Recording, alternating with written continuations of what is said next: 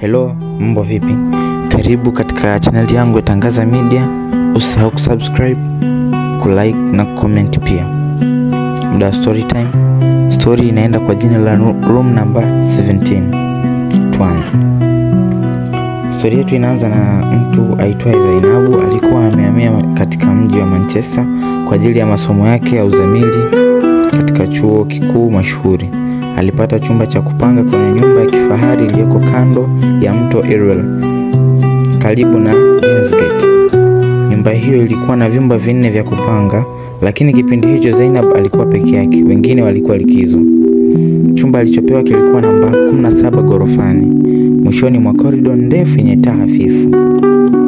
Siku ya kwanza kila kitu kilionekana kawaida, lakini kwanza siku ya pili alianza kusikia sauti za mtu alitembea juu ya dari usiku wa manane. Alipouliza majirani wa karibu alimshangaa. Dari hiyo haina chochote, ni paa tu. Hakuna njia wala nafasi ya mtu kupita juu yake. Alijipa moyo kwamba labda ni wind, au labda mawazo yake, au labda muda mwingine ni uchovu wake.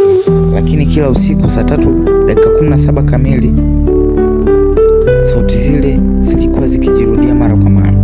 Mambo yalianza kuwa mabaya zaidi alipogundua milango ya nyumba nyingine inaanza kufunguka na kufunga yenyewe. Laptop yake iliwashwa ghafla usiku mmoja na ikaanza kuandika maneno yenyewe, "Don't stay here, it's not safe." Zainabu alianza kuamini kwamba kuna kitu kibaya kwenye nyumba hiyo. Alipoamua kuondoka, aligundua kwa mlango wa nyumba kuu ulikuwa umefungwa kwa ndani na funguo yake haikufanya kazi tena. Simu yake haikuwa na network. Alikuwa ndani. Usiku wa mwisho aliona kivuli cha mtu kikiwa mbele ya chumba chake, kimya kimya, hakigongi, hakiondoki. Alikaa kimya hadi alfajiri alipopata ujasiri wa kufungua mlango, lakini hakukuwa na mtu. Alikimbia kwa ujasiri hadi chini na kufungua mlango, na hapo ndipo alikutana na jirani yake mmoja. Alimwambia chumba hicho kilifungwa miaka 5 iliyopita. Msichana mmoja aliuawa humo, na tangu siku hiyo hakuna aliyekaa humo kwa zaidi ya siku 7. History mafunzo yake nitaleta baadaye, lakini kwa upande wako unaona imekufunza nini? Shuka hapo kwenye comment na uweze kuandika chochote ulichojifunza katika story hii.